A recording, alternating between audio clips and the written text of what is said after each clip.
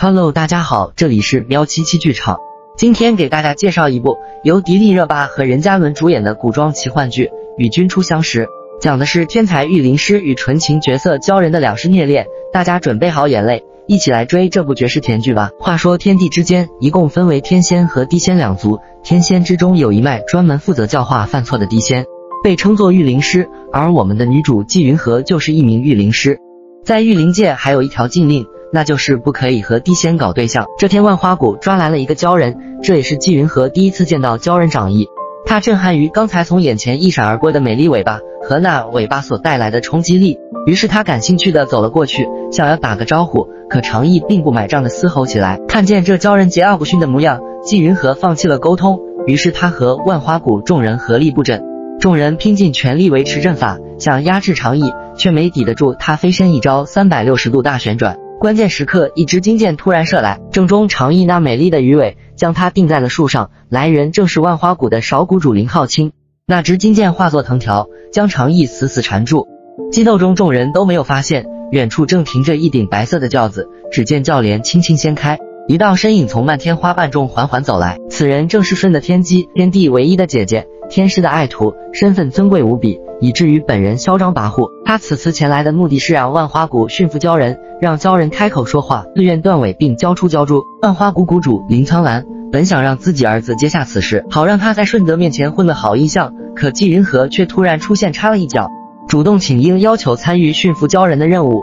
万花谷是所有御灵师向往的地方，但从小就生活在这里的纪云禾却不这样认为，对他来说最想要的只是自由。因为纪云禾从小就被林苍兰用寒冰控制，成为林浩清的磨刀石。纪云禾不甘心却无法反抗，而顺德的到来重新燃起了他的希望，因为他答应只要能驯服鲛人，就可以提出一个愿望，思过衙内长翼被捆着，任他如何使劲都无法挣脱。林浩清不停地用刑想让其顺从，却没成想手段越狠，长翼越不屈服。无奈之下，林浩清只能暂时罢手离开。当纪云禾再次见到长翼时，他已经在酷刑之下晕了过去，那条美丽的尾巴依旧让他震撼。他轻轻地摸了摸鱼尾，走上前去，近距离地看着那英俊的脸庞。可就在这时，长翼苏醒过来，对着纪云禾就是一声怒吼。御灵师的最高境界就是御心，纪云禾当然擅长此术。相比林浩清不停地用强力，他选择了怀柔方式。纪云禾轻轻地帮长翼的鱼尾上了药，并呼呼为他止疼。这一举动让长翼慢慢地放下戒心。可当云禾要往身上涂药时，他一下又紧张了起来。云禾顺手摸了摸他的8块腹肌，长翼羞愤的一尾巴让他扫了出去。云禾带来了衣服，并想上前帮他拔去金箭，没想到林浩清在剑上施了法术，他为了防止剑刺再次划伤鱼尾，竟放出了保命的护体仙液，眼看着一口血就吐了出来。长翼开始对他有了一丝信任，林浩清感受到了金剑的异常，赶紧带人过来查看。他嘲笑着云禾的怀柔政策没用，再一次强行施法。长翼在雷击中突然想到云禾说的话，慢慢开始放松下来，吸收雷电，借助雷电之力成功的将金剑逼出。林浩清躲避不及，脸被擦伤，只好匆匆回去疗伤。长翼从墙上摔了下来，一条鱼尾慢慢变成了双腿。云禾见状花容失色，赶紧拉着侍女洛洛转过身去。这美丽画面是我们可以看的吗？云禾将地上的衣服丢了过去，等长翼穿好后，又细心的帮他上了药。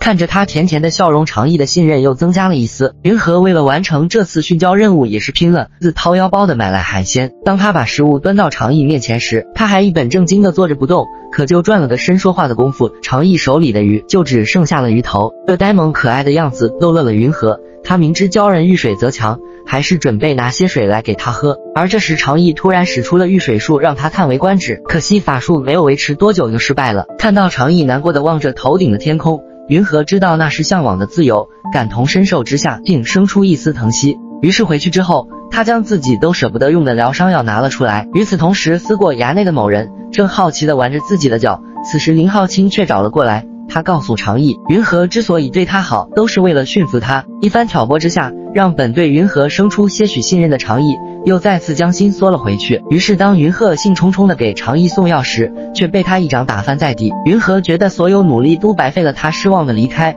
那看起来难过的模样还是融化了长翼的心。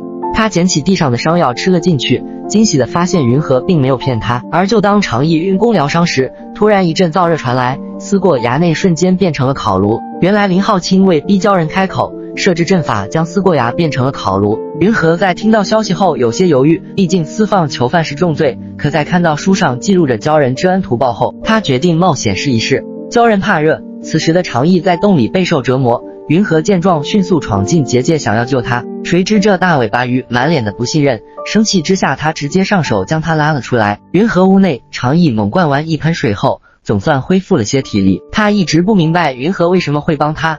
云和解释说，大概因为彼此同命相连吧。经过今日一事，彻底让常毅放下戒备，他竟然真的开口说了话，缓缓地叫出来云和的名字。云和见所有的付出开始奏效，不禁喜笑颜开。而此时的屋外已被林浩清带人团团围住，一个要搜查房间，一个不让进。剑拔弩张之下，云和甚至祭出了武器，可还没来得及出手，林浩清的侍女先发制人抛出暗器，云和躲避不及被伤。这时林苍兰手下的亲书来到此处，将两人都带去见了谷主。云和当众说出自己私放囚犯是因为他已成功让鲛人开口说话。林苍兰听后暂时饶过了他，并表示第二天要亲自验证。云和撑着口气走了回来，一回到房中就昏了过去。原来暗器上居然有毒，常毅眼看他性命不保，竟伸手拔下了自己的鳞片，敷在了云和的伤口之上。随着阵阵蓝光，伤口竟奇迹般的消失了。云和也醒了过来，侍女洛洛正开心地说着话，常毅却晕了过去。原来鲛人拔下鳞片会承受刻骨噬心之痛，云和见他为自己做到如此地步，不禁开始内疚。他已诚心待他，可他却只是为了驯服他。常毅醒了过来，但委屈地表示自己很疼，软萌的样子看得云和心都要化了。但他为了与顺德的约定，依旧选择了欺骗他。云和告诉他明日一起离开万花谷，让常毅留在他房里暂住一晚。云和此举只是为了明天能在林苍兰面前顺利的让鲛人开口，好让林浩清出局。而单纯的常毅却信以为真，主动说出了自己的名字。这举动让云和心里更加难过，因为鲛人只有在家人和朋友面前才会说出姓名，他知道被朋友欺骗的感觉，一时间竟不知该如何面对他。屋外的人纠结不已，屋内的人也满眼是泪。原来鲛人的眼泪真的能化成珍珠。常毅见收集的差不多了，收起了眼泪，兴奋地数着桌上的珍珠，开心地等着第二天逃跑。而他的真心终究还是错付了。原来云和知道常毅不会在众人面前开口，于是让林苍兰等人守在屋外，而自己则进去引诱他说话。可当云和看着眼前那单纯的脸庞和充满信任的眼神后，他一时间竟不知该如何说。这时突然一只凶兽闯了进来，常毅急忙拉着云和躲开攻击，两人合力想制服凶兽，却势均力敌。于是云和将自己的力量传了过去，常毅才用力将他踹出去。眼看凶兽开始攻击林苍兰，突然一把长刀飞来将他击杀。来人是万花谷第一战将雪三月。而随着房门破开，常毅看到了屋外满满的人，他瞬间明白过来，所谓的逃跑，所谓的朋友，竟都是欺骗。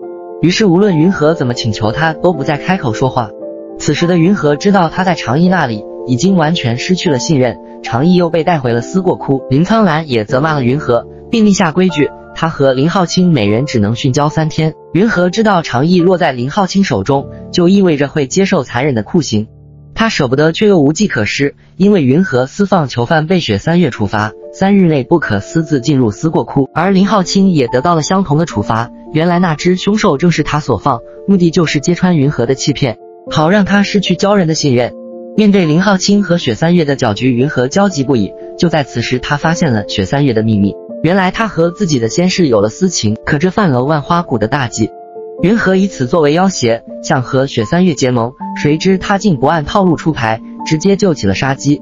打斗中云和完全不是对手，只好向洞中跑去。雪三月追了上来要灭口，却没想到常毅居然出手替他挡了下来。云和有些意外，在知道自己骗了他后，常毅还愿意如此相护。而此时的林浩清也得到消息，正赶过来。云和情急之下，忽然拽起身边的常毅，不顾他的震惊，深深地吻了上去。两人在空中的举动竟是如此美好，以此向雪三月证明他也是违反禁令之人。云和是想将自己的把柄交给雪三月，建立合作关系。就在雪三月思考之时，林浩清气势汹汹地走了进来。雪三月在林浩清面前没有揭穿他，而是谎称他因为好奇鲛人开口说话，找季云和来验证。但他却并没有真的相信云和，善于识人心的云和怎会不知他心中所求？于是带着雪三月来到万花谷禁地，并告知他寒毒之事，只有逃离这里才能和相爱之人相守。这话让雪三月的心开始动摇起来，可事情太过于冒险，他又素知云和为人，于是约定3天内让他证明自己和鲛人确为情人。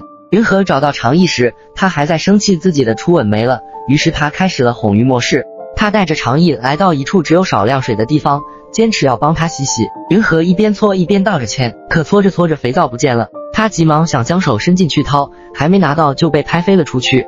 哄鱼以失败告终，但他知道自己不能放弃，于是继续再接再厉。他拿出一只海螺递给长义，他静静听着海的声音，像个知足的孩子一般。长义终于开了口，问他为什么对自己这么好。云和告诉他想与他成为恋人关系，说着就想凑近轻薄长义，可他却闪开了。单纯的长义说鲛人表达喜欢要先拥抱，话还没说完，云和就冲过去给了他一个拥抱。其实这一切都只是做给外面的雪三月看的，却不知道单纯的长义已经当了真。长义在幻想着他与罗的美好未来时，云和想的却是如何骗他断尾。他用美食举例告诉他岸上的好处，可一点不见成效。于是他又用美景诱惑，谁知长义海里的一颗大珍珠就足够照亮整个屋子，而自己住的蚌壳甚至比思过库大10倍。云和不禁好奇，什么是海里没有的呢？最后长义说出了不能断尾的原因，尾巴是鲛人灵力所在，鲛人宁死也不断尾，因为一旦断尾就会被族人视作背叛，而且永远也回不了家了。云和听了以后，突然心里没来由的疼，他知道回到大海是长义最大的愿望。云和忙称自己有事转身离开，不明所以的长义还在单纯的自省，是不是哪句话说错惹得他不开心了，却不知是云和感到内疚无法面对他。此时的长义一直以为是自己惹得云和不开心，这让他想起上次云和哄人的方式。于是再次见面时，长义特意召唤出一片雨云，一葫芦画瓢的开始学起来，吓得云和惊慌失措。长义见效果不好，只得问起他喜欢什么。这时洞外偷听的人开始了神助攻，洛洛提醒俩人一起睡觉。云和硬着头皮承认他最爱睡觉，长义信以为真，丢了手中东西就跑了过去，两人并排躺着。云和以为长义睡着了，仔细端详他俊秀的脸，心里充满爱恋，却不知在他睡后，他却睁开了眼睛，笑得灿烂。可睡到半夜，长义发现了不对劲，云和突然寒毒发作，他看着眼前之人痛苦无比，于是伸手抱住了他，并耗损灵力帮他取暖。云和感觉原本处在寒冰之中，却突然温暖如春，多年都没有好好睡过一觉的人竟踏实的睡了过去。可早上睁眼看见抱着自己的长义，他不淡定了，急忙将他推开。长义委屈的看着他，云和这才发现他好像很难受，浑身发烫。追问之后才知道长义用灵力为自己取暖，原来这一晚的他是用他的痛苦换来的。鲛人喜冷怕热，面对如此美好的人，云和心里的愧疚让烈火灼身一般，于是他头也不回的离开，留下一头雾水的长义。可他却不知自己的举动引起了林浩清的怀疑，他将云和告到了青叔那里。原来万花谷最大的禁忌就是御灵师和地仙相恋。青叔当着万花谷所有人的面拿出了情人剑，要求谷中之人都来测试。此时比云和更为紧张的就是雪三月，黎叔为躲避测试大闹起来，可林浩清却并没有落井下石，而是装作被打伤，帮助他们拖延时间。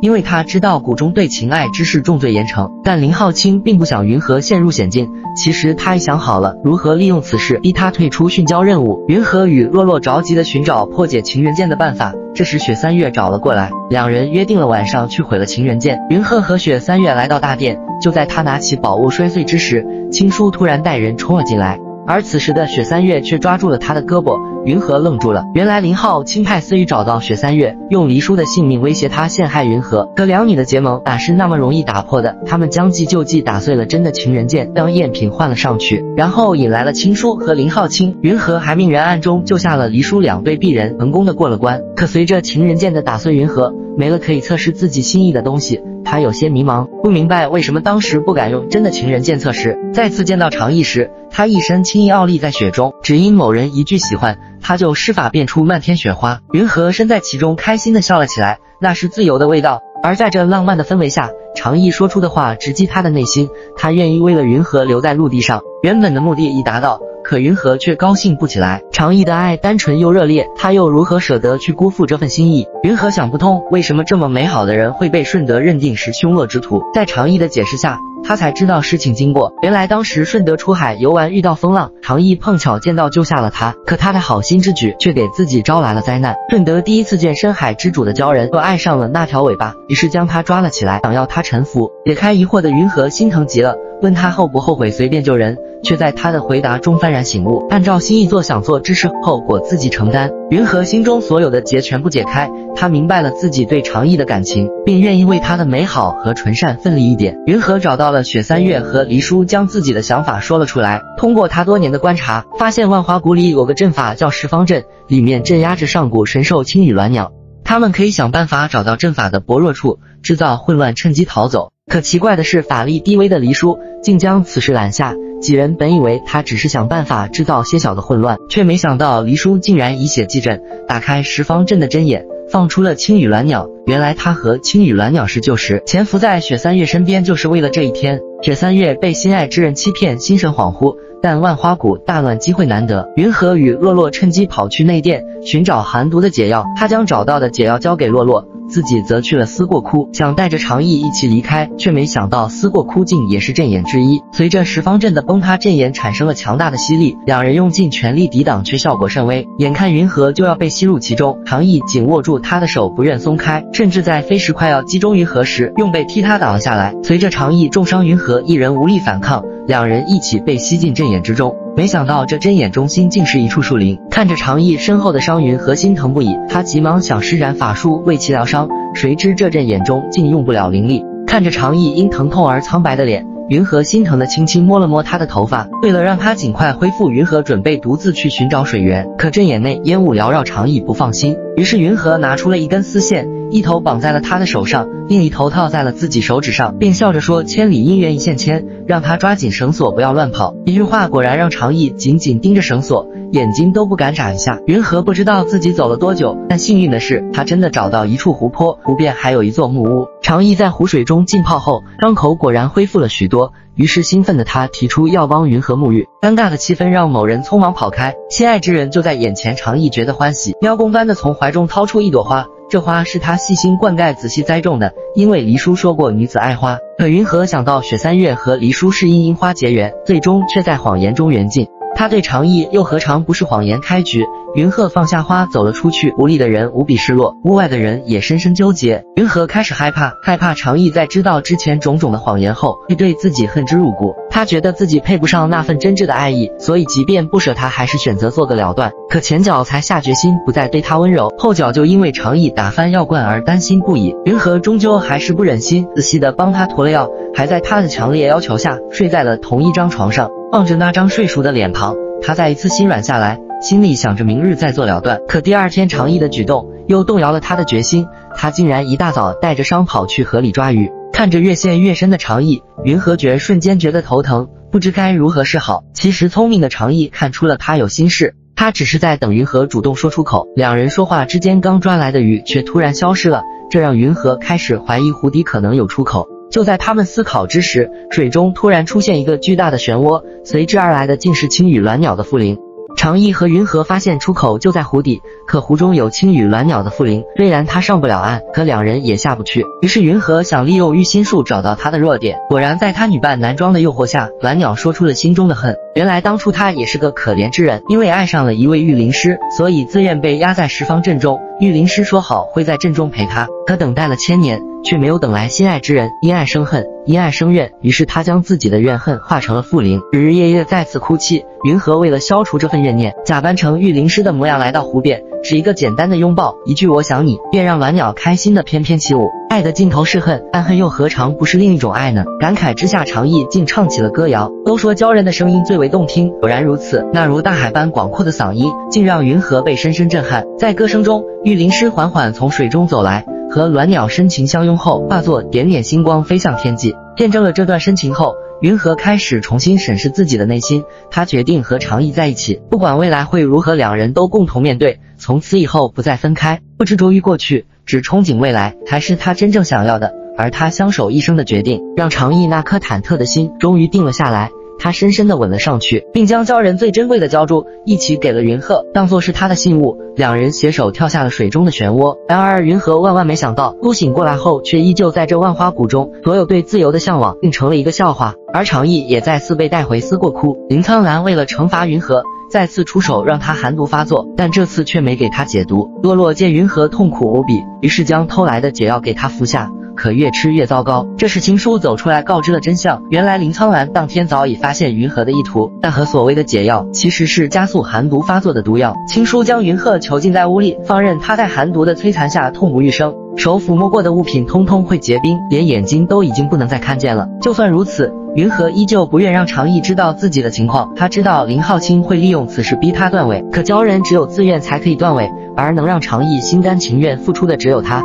于是云禾托人告诉常毅，千万不要相信林浩清。他以为拖得越久，常毅就会越安全，但林浩清怎会放弃这么好的机会？他带着常毅亲眼见证了云禾的惨状，并拿出解药威胁他断尾。常毅心痛难忍，眼见爱人生命即将逝去，连鲛珠都要离体，他第一次违背了云禾的嘱托。只见他高高飞起，唤出2把水刃，狠狠地朝着自己的尾巴砍了过去。一阵耀眼的光芒下，常毅躺在了地上不能动弹，而尾巴化作珠子被林浩清收了起来。他丝毫不顾自己的疼痛，只是伸手问林浩清要了解药，然后一步一步艰难地走向云禾，将解药为他吃了下去，直到云禾在他怀里慢慢地褪去冰封，常毅才松了口气。云禾醒来后一眼就看见那双伤痕累累的脚，最不愿意的事情还是发生了，他既心疼又生气，于是大声质问常毅，你难道不想回家了吗？但我不能看着你死。说完长毅就疼得昏了过去。气愤的云禾冲上去用尽全力打了林浩清，可是打完又有什么用？常毅终究是再也回不了家了。看着床上那张苍白的脸，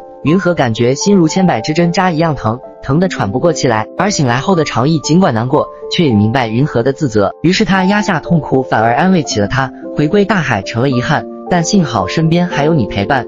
面对如此美好的常毅，云禾终于将自责心疼的情绪变作泪水流了下来。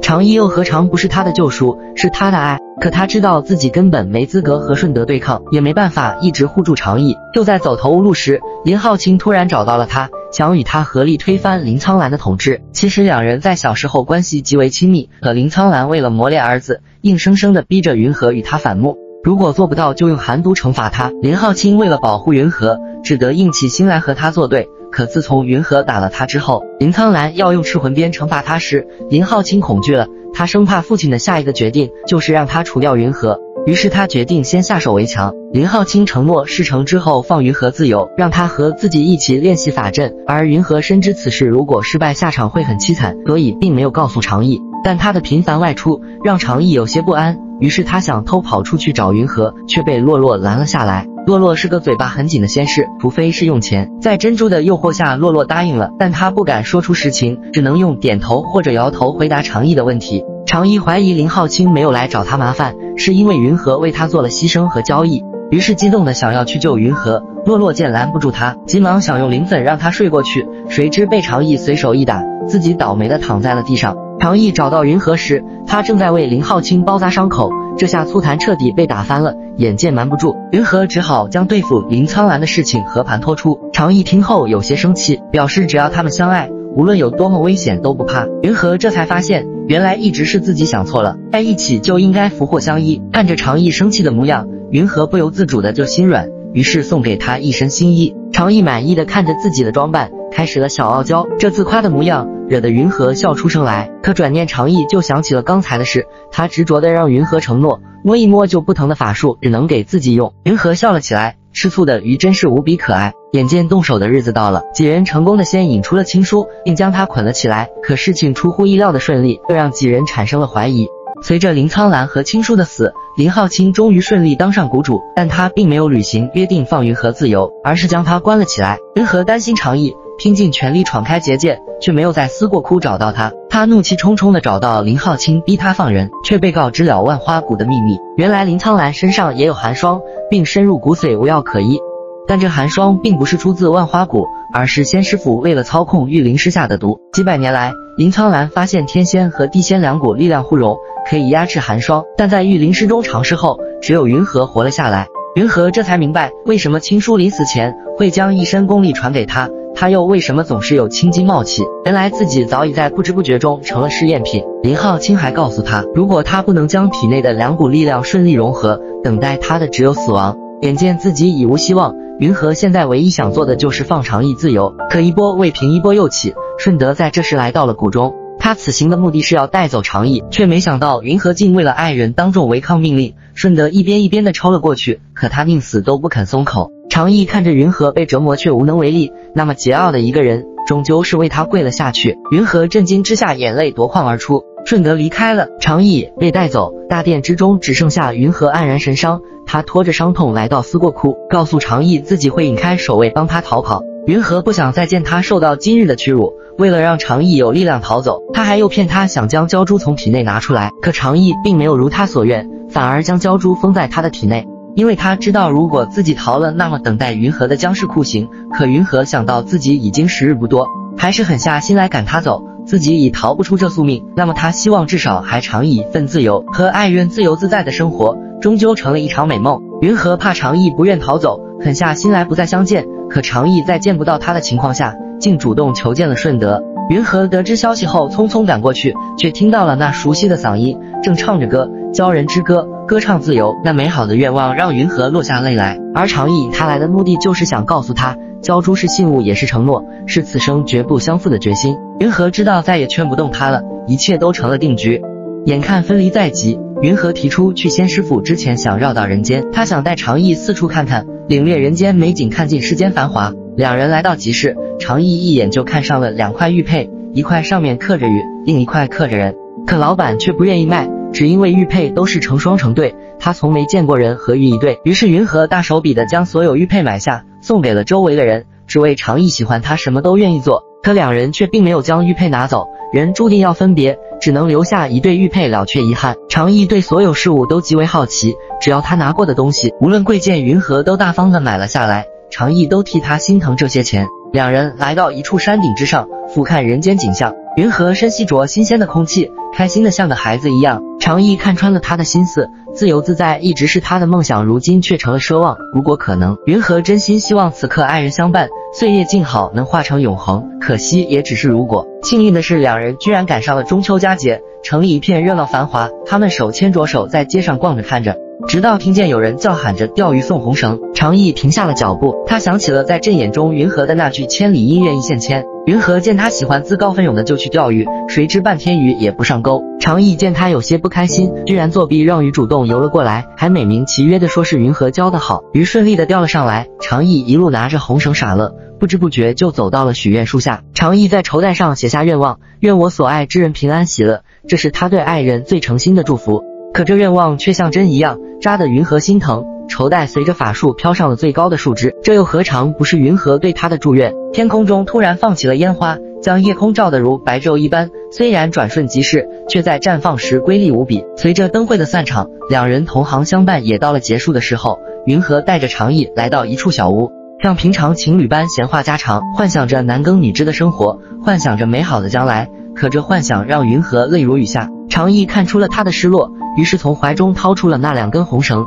两人互相将红绳绑在对方的手腕上。他对云和许下承诺，不管今生还是来世都会找到你。单纯的长义总是那么美好，让云和情不自禁地吻了上去。可他知道自己早已没有今生可言。中秋的月亮总是那么圆，但人却在这天注定要离去。云和施法让长义睡了过去，并用尽全力消除了他身上的禁锢符。他带着美好的回忆和无比的遗憾，头也不回地离开了小屋。云和已下定决心，要用自己的命来换取长义的自由。他已经想好，等他去顺德那里认了丢失鲛人的罪之后，就叫林浩清带长义离开。可林浩清为了保住云和，并没有顺从他的意愿，而是将事情始末告诉了长义，并将他放了出来。长义匆匆赶到营地，想要带着云和离开，可云和知道周围仙师府弟子众多，他们根本就无路可逃。他现在能做的就是用自己来拖延时间，让长义成功逃脱。于是云和硬下心来，不愿跟他走，还说出了那些句句诛心的话。可长义心里记得的都是他的好，执着的不愿相信。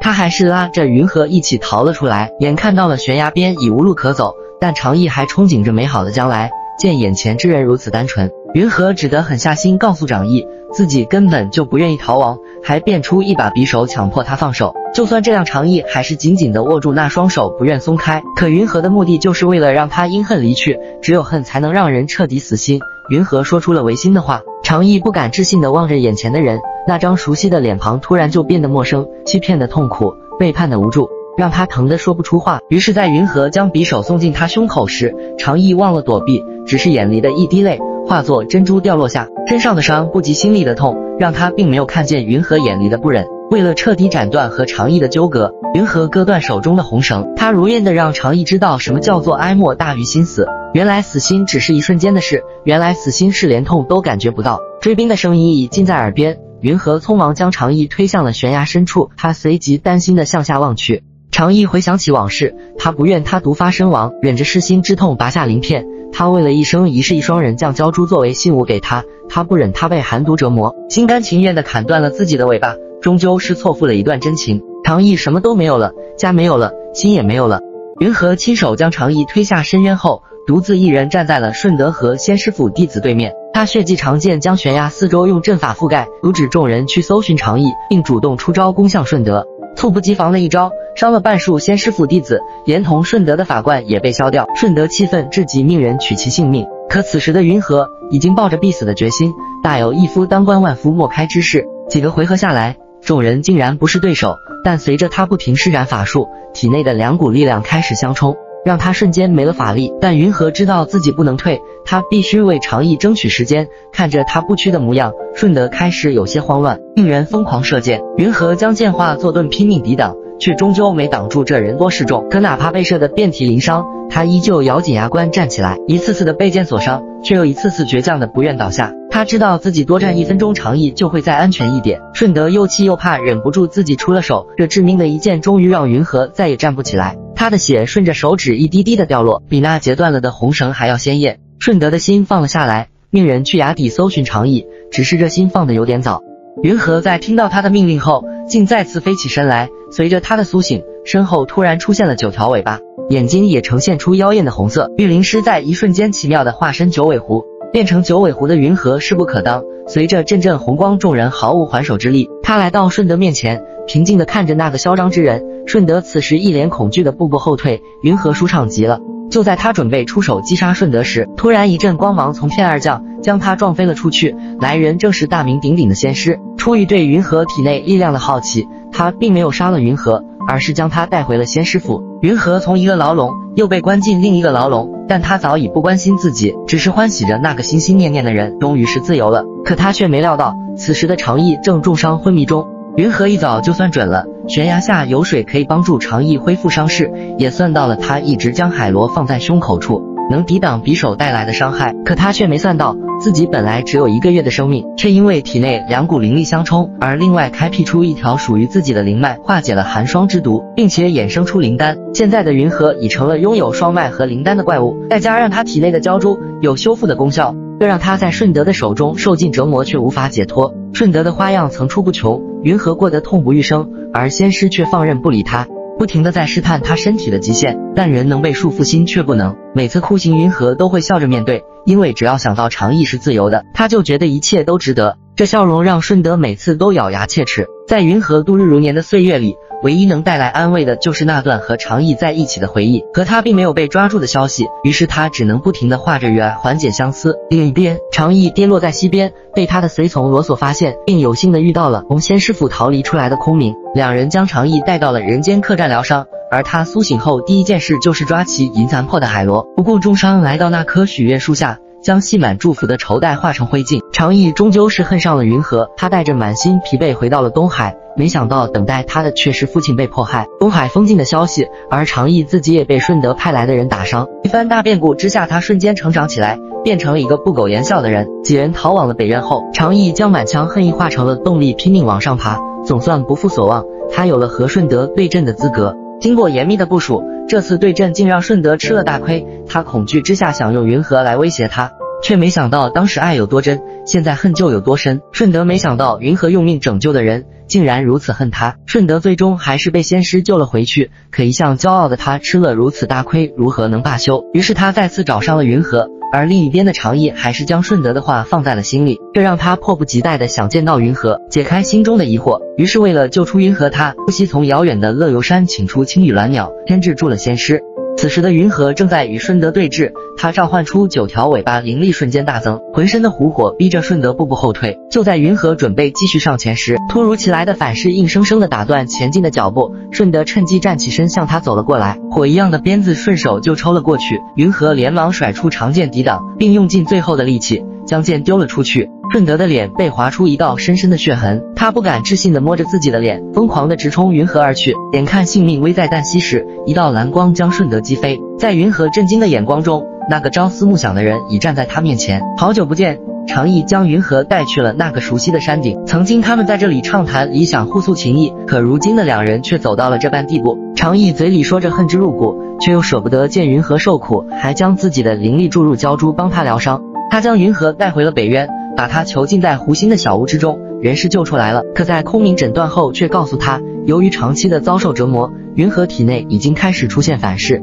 也许所剩的日子不多了。这让常毅更加疯狂地想将他留在身边，他感到了深深的恐惧。开窗就能见到飘舞的雪花，这让云河开心极了。可惜他还是没能逃脱被囚禁的宿命，这一生不过是不停地换着牢房罢了。常毅除了每天盯着他吃饭喝药，并不多说一句话，但会为他幻化出漫天繁星，也会教训欺负他的仙师。只是无论云河如何恳求他，他就是不愿放他离开。常毅将自己逼进了一个死胡同，一边恨着他，一边又期待着能有个解释。他不放过他的同时，又何尝放过了自己？可云河的身体一天不如一天，他又怎么忍心告诉常毅当年的真相后自己撒手人寰，留他一人面对无尽的孤独？两人都在为对方着想，却又在彼此互相伤害。这种窒息的状态让云河无时无刻都想逃离出去，他想在生命的最后时刻可以像风一样自由。云河被常毅囚禁在小屋中，可他知道顺德不会轻易罢休，为了不连累北渊，他只能离开。而常毅也明白这个道理，为了保护云河，无论如何都不肯放他走。但云河天生反骨，怎会轻易服输？于是他每天积攒力气，一点一点的冲击结界，经过不懈努力，终于将其打破。云河快乐地奔跑在广阔无垠的雪地中，他从未像现在这样感觉过自由。他就这样一直跑，一直跑，直到没有力气倒在地上。云河没有起来，反而平躺在雪地中，大口呼吸着自由的空气。可惜这美梦终究是被常毅打破了。他将云河拽到身边，在他耳里印上了鲛人印记。云河以为这印记是常毅在宣示自己是他的所有物，却不知这是鲛人为选定之人所用，能连同两人的五感。他被反噬的所有痛苦，他都会感同身受。云河知道自己逃是逃不掉，可他偏就不愿被束缚，势必要和命运抗争到底。云河与常毅做着最后的告别，把心中想对常毅说的话趁此机会说了出来。常毅听到云河的告白有些意外，可又想不通问题出在哪里。直到在他登基北渊尊主的大典上，突然感觉到云河的痛苦。常毅毫不犹豫地抛下了北渊，众人匆匆离去。而此时的云河已经陷入昏迷，梦境中仿佛有一名蒙面女子让他不要走。云河真的醒了过来，发现原来是风将炭火吹灭了。常毅气势汹汹地赶过来，他失望至极，原来他宁可求死，也不愿待在自己身边。云河想逼他亲手了结了自己，说出的话句句戳痛常毅的心。可就算常毅心里又怒又疼，却依旧不忍伤害他，只是转身愤然离去。云河追求自由的念头落了空，可他又何尝不是常毅心中的执念？自从上次自杀之事后，放心不下的常毅直接搬去了湖心小屋。云河每次起来都发现他在办公，每天都不知疲惫，这又让他担心起常毅的身体。为了能让他好好休息，云河服了软，但常毅貌似不吃这套，于是云河再接再厉的好言相劝。看着眼前那个恨不得爱又不得的人，此刻正温柔地注视着他，常毅情不自禁地就吻了上去，彻底宣泄了积压已久的相思。可惜这美好的场景被空明打破，两人尴尬得不知所措。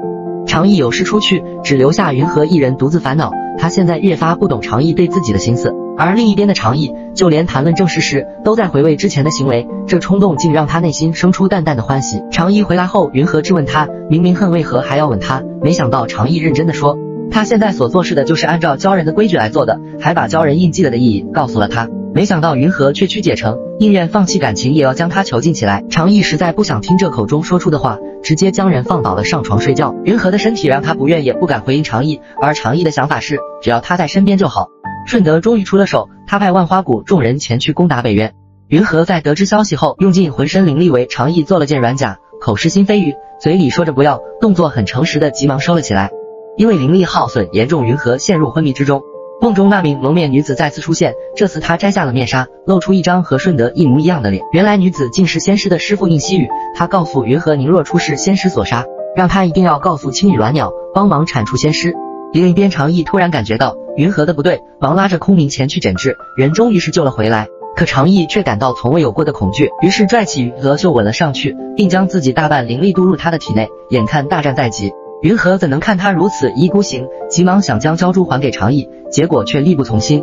云河埋怨常毅不该救他，不该执着于仇恨，应该为北渊打算。没想到常毅承认早就不恨他了。万花谷和北渊两军对垒，眼看一场大战即刻爆发，云和与空明、青瑶及时赶来。他想在生命的最后时刻阻止这场战争。云和当着众人的面揭开了仙师府的阴谋，并以一个御灵师的身份苦口婆心地劝说他们，鼓励大家勇敢面对困境。常毅也当场表态，愿意接纳万花谷众人，小心第一个站出来归顺北渊。其他御灵师们也纷纷要求加入。就在这时，尸灵突然出现，当场发功催动了御灵师们身上的寒毒，他们瞬间被冰封。云和不顾一切地冲出去，耗尽所有灵力，用狐火帮助大家化解了寒毒，他也因此体力透支晕了过去。云和奄奄一息，常毅使出浑身解数想救他，结果已无力回天。云和拼尽最后一口气摸了摸常毅，希望他不要痛苦。内心他心里想告诉常毅自己从未背叛过他，可是事与愿违，常毅误会他，恨他。可最终云和还是将真相埋藏在心底，慢慢的闭上了眼睛。常毅伤心欲绝，悔不当初。他把云和葬在了他最爱的冰天雪地里，随风而去。